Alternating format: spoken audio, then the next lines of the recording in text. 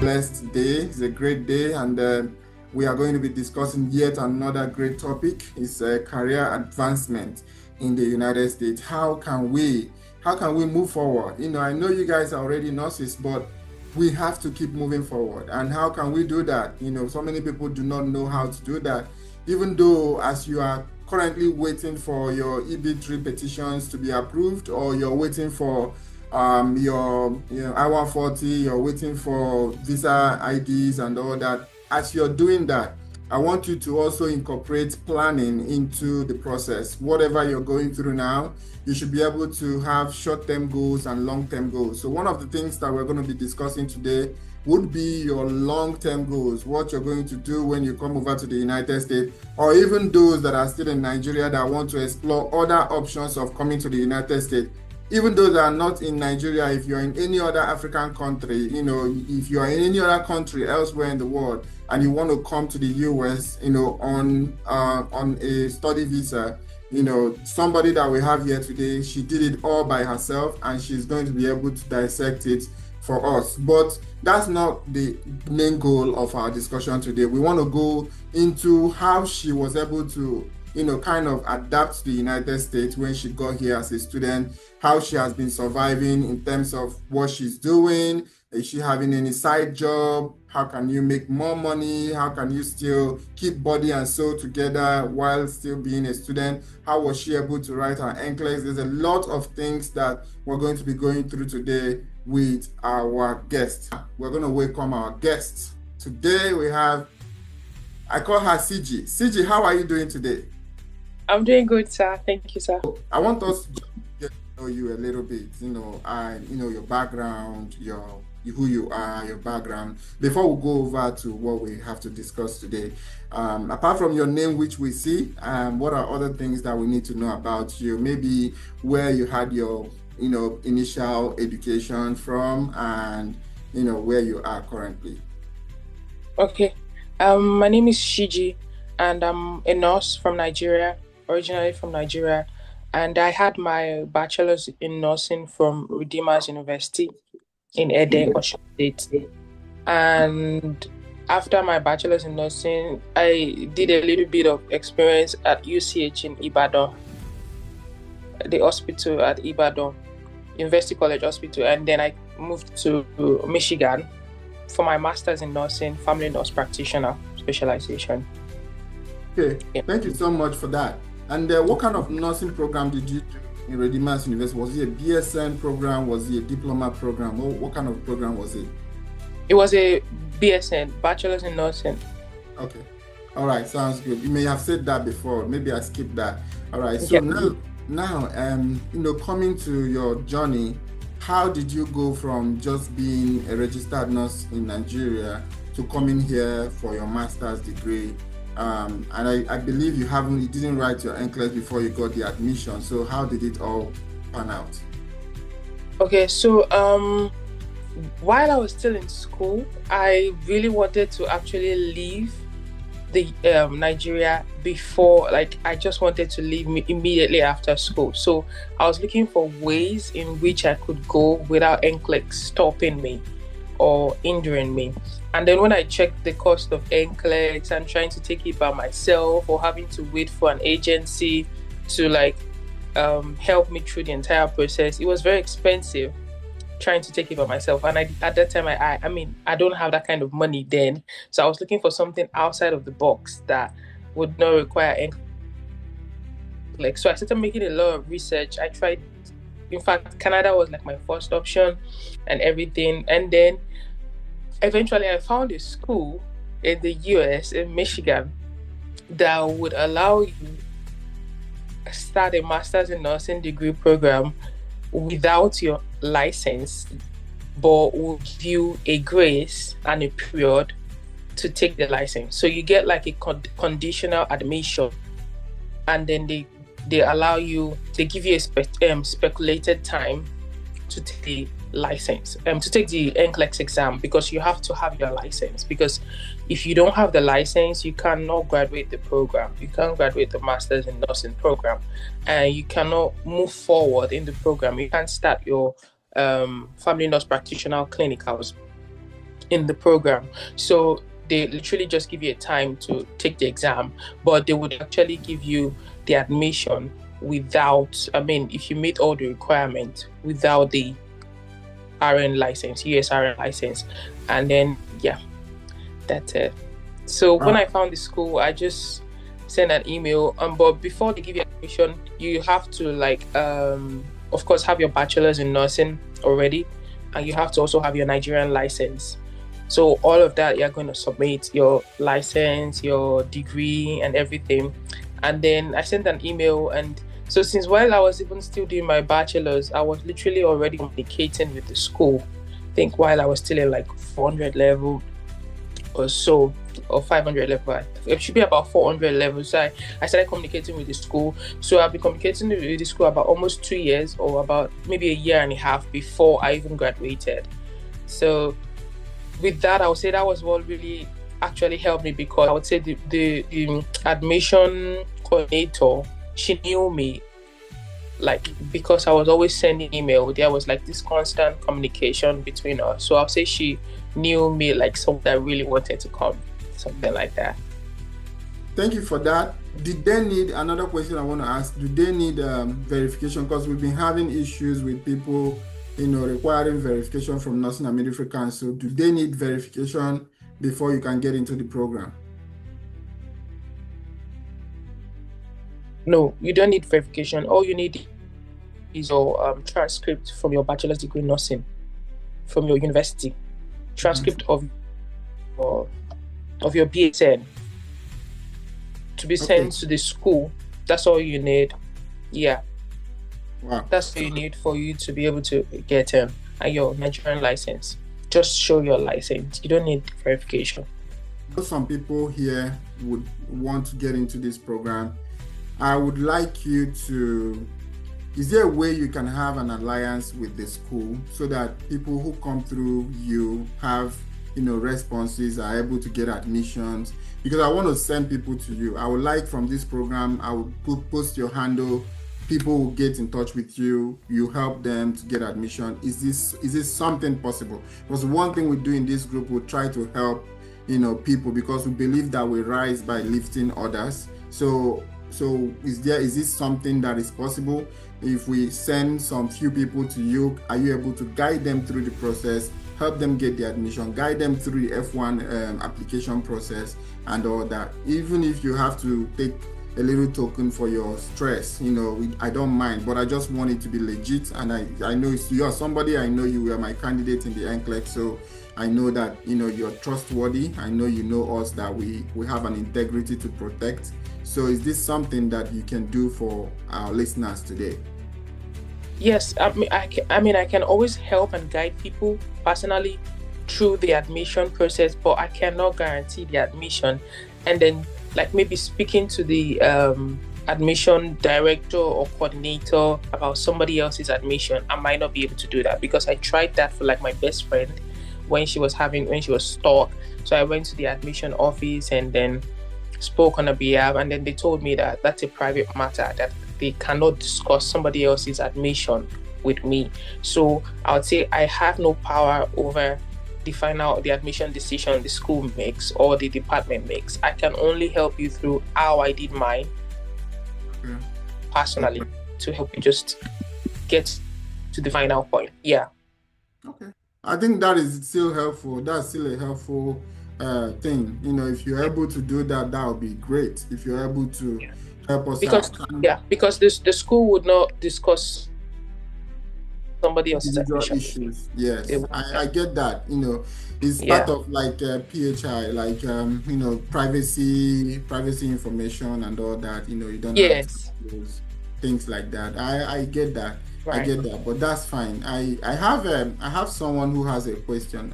Glory, did you want to ask a question? I have some other question on the comment section. Someone is asking, please, can I do the program while in Nigeria without having to migrate to the United States?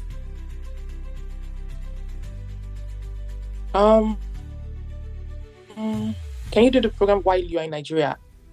If it's for the Master's in Nursing program, virtually, school, you cannot, because it's not.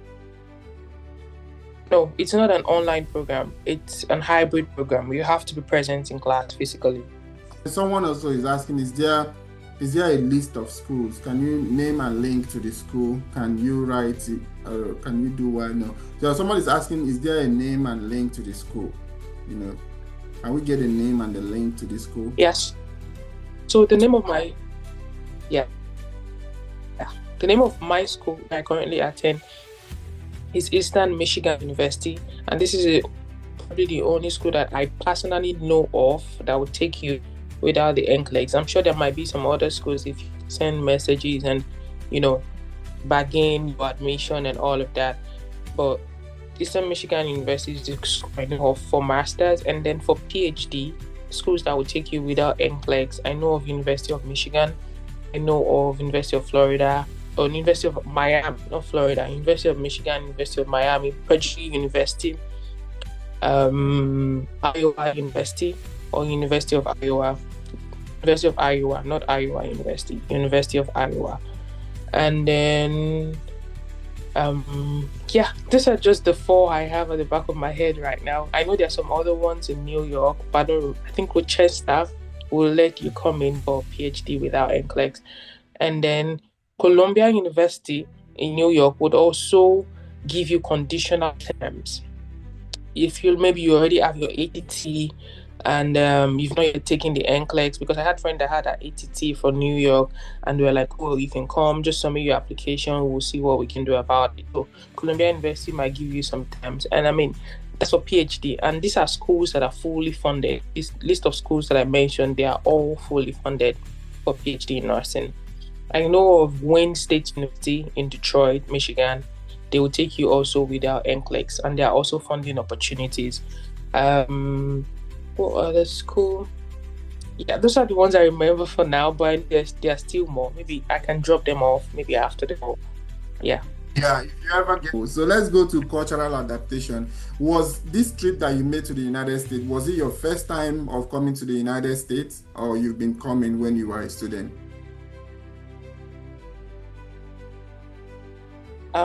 It was my first time of coming to the US, so it was a big culture shock for me. I had adapted to some things, and there were some things I didn't like when I came, the things I struggled with. So yeah, it was my first time. Now, CG, I want you to take your time, because that's the essence of us getting here every Friday. We want to learn. Okay, so we want you to take your time and explain for us all the cultural shock that you had. Okay. And how they made you feel, and how you were able to cope with them. Please take your time. You can have 10 minutes, just go through them as you wish, okay? Okay. I probably remember everything, because some are very overcame them and moved forward, and it's now like normal. I don't even know. First of all, I'll say the first culture shock that I noticed is that it's a very lonely place, especially if you don't have families nearby. It's a very, very lonely country, something like that. So you have to and if you're new, it might take a while to find your own community and your own friends and everything. So it's a place where you literally just go to school, go to work, come back home, maybe go to church or go to wherever you want to go to. Like, the fun just limited. It's not like the affluent city like Lagos or Nigeria, and this place, another culture shock was that your neighbors don't care about you. Like, they don't want to know what's going on. Maybe in some cases, maybe if you are dying, they kind of say, are you okay? But if you are not dying, you might literally not even see your neighbors in like weeks. And then because everybody, all they do here is just work and work and work. So you just see people go to work in the morning, come back at night, and then you be like, some people don't even know who their neighbor is. They can't recognize their neighbors. So that was a big culture shock for me. Like, why wouldn't my neighbors talk to me? Why can't I just go say hi in my neighbor's house? Like, I have a neighbor that if I try to maybe say hi and go into her house, she'll be like, what for? Why are you coming into my house? So it's not in Nigeria where you can just go and greet your next door neighbor if you go into their house, they'll feel like you're pestering them or you're intruding or something. So you have to get used to staying in your space and all of that. So that was another culture shock. And a big culture shock too was the food. The food was very different from the regular Nigerian food, and I struggled with it. I was thinking I could deal with it. It was so different, man. I bring me my egusi and eba. But the food was I can't deal with the food. The food was so different. That would be another culture shock. And another culture shock that I'm even still battling with right now, I'll say, is the work ethics. The work ethics, like the work ethics here is so standardized. Like they want you to put your all in your work, in what you're doing. Like if you're working 10 hours, 8 hours, you would work that 8 hours. It's not like in Nigeria that you still get a chance to take a break, come back, sit down, relax. They just want you to keep moving, keep working and working and working. So the work ethics is so standard. You can't sleep at work. You can't just do anything at work. You have to be fully focused. And that was a big culture shock for me. I feel Nigeria was very lenient with us in terms of work ethics, but the US is not joking when it comes to work, unless you lose your job. And then another thing also that I found as a culture shock was job security. Like it's very easy to lose a job in this country. Nobody cares. Like you can get a job today and they fire you tomorrow. People can get a job today and they leave the job tomorrow. I'm like, you guys don't even care. Like they will get a job today. They go, oh, I found a better place. I'm going somewhere else. Like they just leave and go in whatever way they like. They are not committed to any employer except in some exceptional cases where maybe you sign a contract and you have to stay with the employer for 5 years. But if you're not signing any contract, girl, people get a job and leave. Some people can literally get 10 jobs in 1 year and they'll be earning their money. So people are not committed to employers. And I totally understand why people just leave without commitment, because employers too would just fire you without caring. So people would also just leave the company without caring. So that's a big culture shock that I experienced. Like, job in this place, we move on, man. If anything happens, fire you, they leave, and then you just move on. Yeah. So I'll say those are little things. And as a religious person, Nigeria is a very religious country.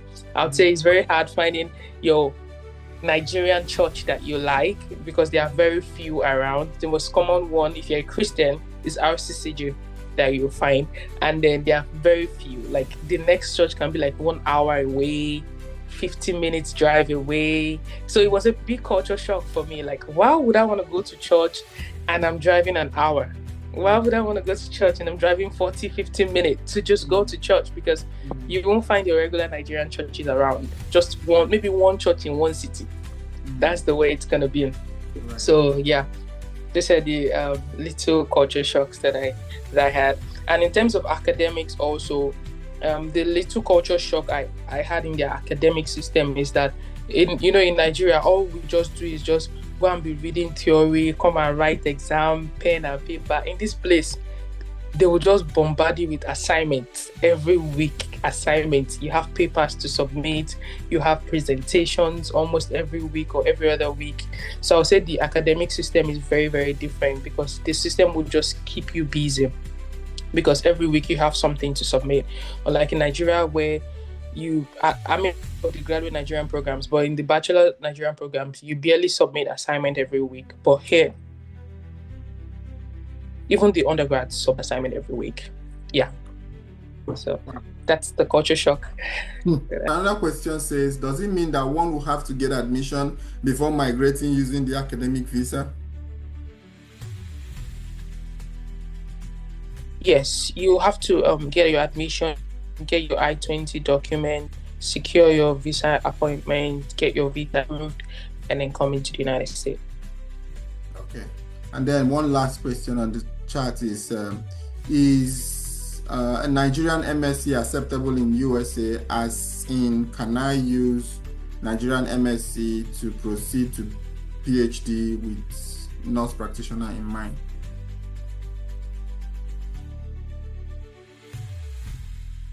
I'm not sure about the MSc. It depends on whatever kind of MSc that you had. But for PhD in nursing particularly, you need a bachelor's degree in nursing to be able to get in for a PhD in nursing or a master's degree in nursing. But I don't know if the MSc is in nursing or not. But for you to be able to get in for PhD in nursing, your previous degrees has to be in nursing. Right. Okay, good. So thank you so much. Thank you. And she said is a MSc in nursing. So I think she should be on the right track. So I would say just go ahead and apply, because I know that even though they may not give you credit for your entire program, they might give you credit for some part of your program. That way you're knocking out a whole lot of courses that you're supposed to pay for, and that's credit on you on your side. So always go for it, apply and see what happens. So Peace is asking, does BSN in Nigeria need to be evaluated, or is it just to be sent like from school? We answered that question before. All you need is your school to communicate with that school. You don't need anything from Nursing and Midwifery Council. You just need your school to communicate your transcript to the school that you're looking for admission in, and they'll be able to, proceed with your admission procedures or protocols. Okay. Sorry, I think I might understand that question. I think she was asking if your bachelor's degree needs to be evaluated by an evaluation body, maybe like or Spantran. Yes, your transcript needs to be evaluated and changed into the US standard 4.0 transcript. Then the evaluation body sends it to school. I use Spantran. What? Spantran is an evaluation body. It's just like WES, but it's cheaper than WES. So, but WES is just the most popular one, and it's more expensive. But Spantran is accepted by most universities, is it? Yeah, most universities, but not all universities. Okay, so that's it. So guys, always make sure that your university is, accepting that evaluating body that you want to use. If you are confident you're going with Eastern Michigan University, you can use the same thing that she used, which is the Spantran, and I think it should be able to go through. All right. Yes, we are going further with our program. The next thing is I think this one is gonna excite everybody. I know one of the things that we look for when we come here is how to make money. So I know that you have not been feeding from Nigeria. Nigeria has not been the one feeding you. Like, you're not asking people in Nigeria to send you Naira here. So how are you doing it? Are you able to find a job? Do you have high side hustles? Do you have skills that you're using? Because on your DP, I saw something. I'm like, okay, this might be something that you're doing. Okay, so but are there things that you're doing that is earning you money, while you're in school? Yeah, so as a student, you are only allowed to work 20 hours on campus.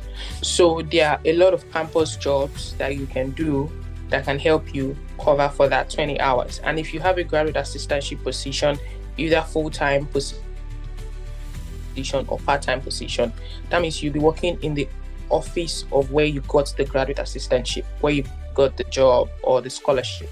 So, and there are so many on-campus jobs that you can do, and I'm going to give examples. Maybe you can work in the school's dining, or school's kitchen, or school's Chick-fil-A, or school's McDonald's, in quotes, something like that. You can also work in some offices, like maybe dean's office. You can work for your department, like office assistant. There are a lot of office assistant on-campus position, on-campus job that can help. And can work in the Children Institute, work with children, so many job opportunities that you can do on campus. And then if the 20 hours on campus job, the earning is not enough, you can also use your CPT, which is your internship curriculum practical training, to work off campus. Before CPT could only be used after 1 year of entering the program, but now there is the one CPT that immediately you start the program, you can start using your CPT from day one. So CPT is like an internship that has to be approved by your school and by your department. It's like an authorization to be able to work off campus. Excuse me. And there's also full-time and part-time. So if it's part-time CPT, it's just 20 hours, and if full-time CPT is 20 hours and above, like 40 hours. So while you are doing the on-campus job, which is 20 hours, you can also use your CPT to work off-campus, let's say part-time CPT, for another 20 hours. So in total, you're working 40 hours in a week, which is like a full-time job. Yeah. So you can also if you have your NCLEX already, you can also work as a nurse with your CPT off campus. And then so I'll say that's the work ethics, the works. Okay. Are there things like skills, other skills that you have that you can use and make money on your own without having to work for people? Yeah, I mean, if you can braid hair, if you're a good braider, if you can braid hair, it's a good way to make I hope you guys are listening. A lot of money. So are saying, what can I do when I'm waiting for, sorry to cut you, when I'm waiting for retrogression? See, one of them is here, all right? What can I do if you can braid hair? Be dropping it. What else? Apart from hair braiding. If you're also a baker, maybe you bake specialized.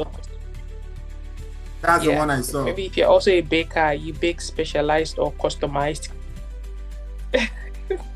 Yeah. So you can also bake cakes for people, maybe specialized cake, not the regular cakes that people find in Walmart. You have to put in your skills to show that whatever cake you're selling is different from what they can easily buy from Walmart. Yeah. Exactly. So, some people also sew, like sewing clothes. Nigerian clothes. I have a friend that sews Nigerian Ankara and clothes.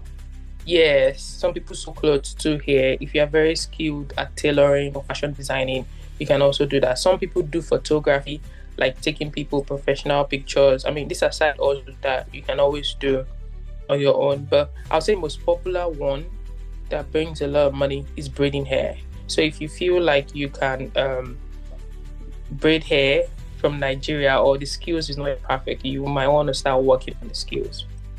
Right. This is true, and I want to encourage everybody who is waiting on retrogression. Develop yourself. Just go and develop yourself. Go and find something, find a skill and learn.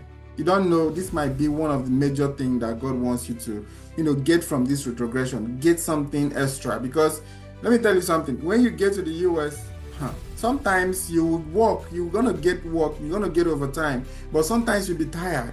I'll be looking for what else can I do. A lot of people who have been here for 5, 6, 7 years, they come back to me and they're asking me, which business, what else can we do? We are tired of bedside nursing. That's what people are singing now. You're not going to sing that song now because you're fired up, you want to come and work.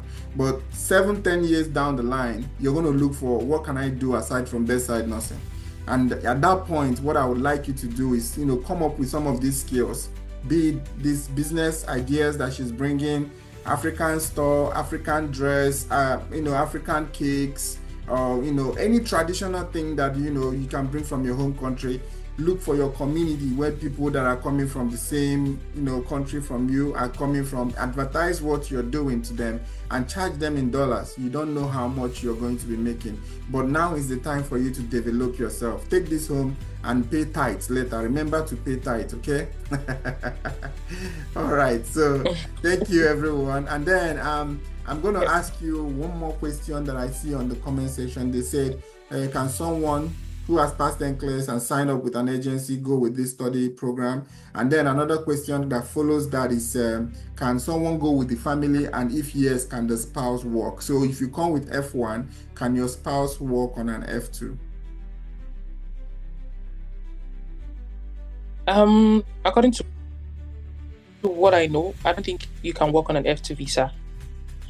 Like, if I'm correct, I'm not very sure, but I don't think your spouse can work as a student. Yeah. Okay, so if you can come in with your spouse, absolutely, you can come in with your spouse, but your spouse cannot work until, I don't know until when, but your spouse can work on an F2 visa. Yeah, what I have seen that happened before is when you come in with your spouse will be here for some time and get either a H1B or get get another F1 to study like a student visa, enroll in a program and get like all the benefit that comes with it, 20 hours, or maybe CPT, anything that comes with it, your spouse can get that. But as far leveraging on, bringing your spouse is also a burden. Sometimes when you're going to the embassy for F1 visa and you're taking your children, you're taking your family, sometimes it makes it impossible for that visa to be granted. I'm just saying from experience though. Disclaimer, I am not an immigration officer, but from what I have seen that has happened with people, when they applied with their family, it will be rejected or placed on hold. But when they applied themselves alone and leaving their family behind, their family will be seen as a tie that they will still come back, because this is not an immigrant visa. It is a visa that you're hoping that one day you will still transition to get your green card and get your immigrant citizenship and all that. So but in the meantime, they want to see some ties that shows that you're going to go back to your country after your studies. So the only tie that they can see, ties are things like your family. You're leaving your wife behind, there are ties. You're leaving your children behind, there are ties. If you have a business and you're leaving it behind, there are ties. If you work with a government hospital or a government institution and they are giving you a letter saying that we are releasing you for you to go for this study and come back to us after, that is also a very strong tie. Okay, that's a strong tie. If you have assets in your home country, if you have like buildings, landed properties, that you have, you can provide evidence that this is in your name. They are all ties. And with this kind of ties, you have higher case before the consular officer that you're going to come back after your studies. That's what you say, but these things can change. You can come and say, you know what, I think I like this place, I'm just going to stay, and then you can look for how to stay. But in the meantime, this is things that they want to see to show them that you qualify for that type of visa. Am I correct?